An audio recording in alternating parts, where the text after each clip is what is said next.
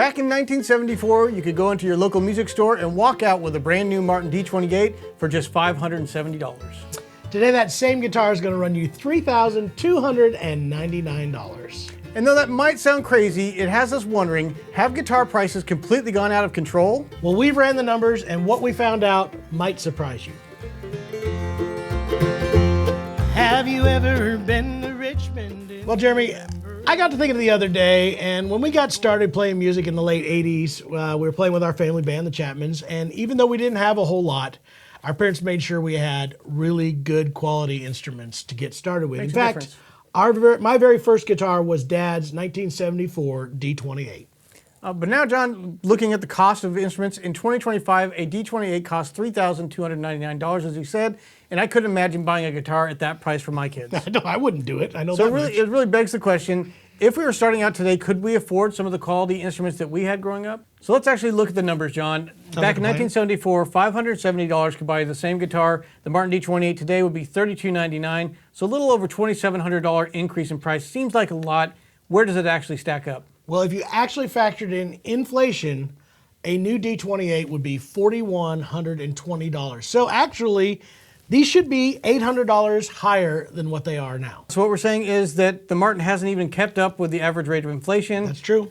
But that can be wish-washy. Some people don't really follow the price of eggs so much. So another test that is used very commonly is the affordability test. How much of a percentage of your household income would it take to buy a D28 then versus now? So if you were to make a middle-class income in 1974, a D28 would actually equate to about 4.4% of your annual income. Now, if you have a middle-class income, it actually stays about the same at 4.4%. So even though the price has gone up, in real terms, it's just as affordable now as it was in the 1970s. All right, John, so now we're getting to the heart of the matter, and that is this the best time to buy a guitar compared to back in the 1970s? For multiple reasons, that's absolutely the truth. I mean, we've talked about it before.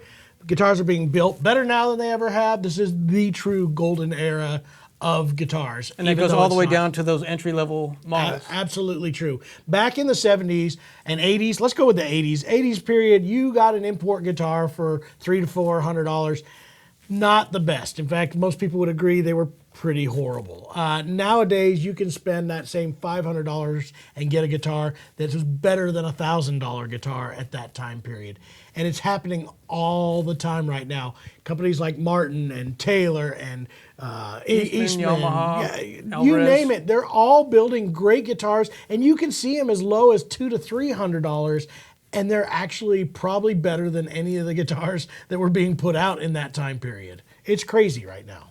So, John, I want to get a final recap or an idea from you. We asked the question at the beginning, could we afford to start out as the Chapmans again and have the same quality of instruments that we did starting in the late 70s, early 80s? Well, I don't know if that's even the fair question, because the fact is our parents were nuts for giving us that level of instruments. You know, Yeah, it took Dad's guitar. I think it was just because they had their own high-quality instruments and built to that. We had access to them. It wasn't like they went out and purchased those for us. And I don't think our parents would have been able to just go out and purchase those. That said, right now you can pick up high quality guitars for that same budget space of that $500 to $800. Which, if my math is right, would only be like 1.4% of your annual income. And I think that's totally doable. I made that up. I don't know. Make a absolutely successful musician out of that. I know for a fact that there are instruments that I have taken home from this shop that are well under $500 that I would play professionally on stage. I think it is a doable thing. But this whole idea that all Martin and all these companies have just jacked their prices to where nobody can afford them anymore, it's absolute garbage. We've just proved it. It's numbers. So you guys who disagree with this, show me why we're wrong, please. Yeah, guys, what do you think? Have guitars really gotten more expensive, or is it just a perception thing? Let us know in the comments if you agree or disagree with our thoughts here. And I don't know. I'm anxious to see how they're going to disagree with this one. Yeah. So if you like this video and you want another deep dive like what this was, we have another video served up for you. It's called How Much Should You Spend on Your First Guitar? And you can click that little link somewhere right in the middle here. It's informative. Yeah, please check it out.